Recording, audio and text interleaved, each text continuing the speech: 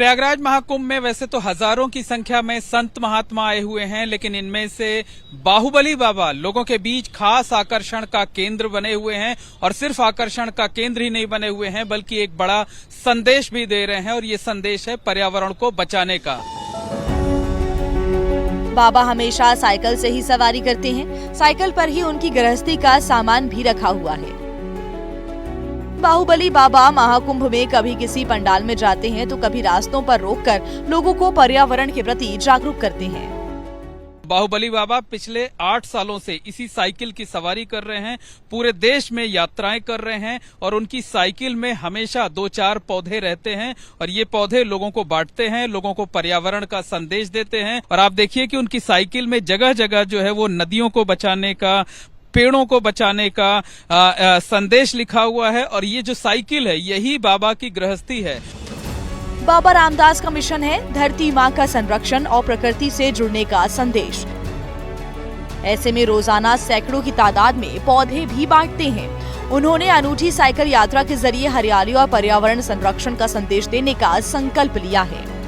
जो है लोगों से बार बार कहता हूँ कि ये आप सभी के जीवन में प्रकृति का जो महत्व है, वो जो आप सांसें ले रहे हैं, आप जो भोजन कर रहे हैं, वो सब हमारी धरती माता की देन है। और धरती माता के पुत्र के नाते आप सभी की अपने अपने जीवन में कुछ मोरल ड्यूटी है। आप सभी की कुछ न कुछ आप लोगों को प्रकृति का प्रेम रखना है, कुछ सेवा करनी है।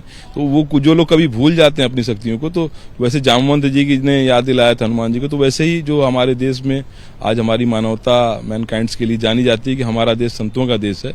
मानवीकरण हमारे क्या, उदारीकरण हमारे क्या, बहुत कुछ हमारे साधु संतों।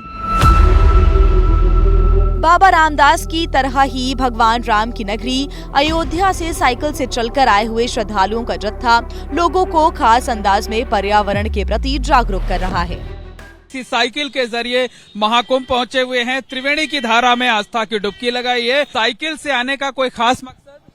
हमारा ये मकसद था भाई साहब कि पर्यावरण के लिए जागरूक करना। लोगों ने यात्रा के बीच में सिंगल यूज प्लास्टिक का उपयोग नहीं किया है। यहाँ भी लोगों से हम लोगों ने कहा है कि जो है कम से कम सिंगल यूज प्लास्टिक का प्रयोग करें। श्रद्धालुओं का ये जत्था महाकुंभ को स्वच्छ रखने और प्लास्टिक का इस्तेमाल नहीं करने को लेकर संकल्प दिला रहा है। इसके लिए श्रद्धालुओं को कपड़े के थैले भी बांटे जा रहे हैं।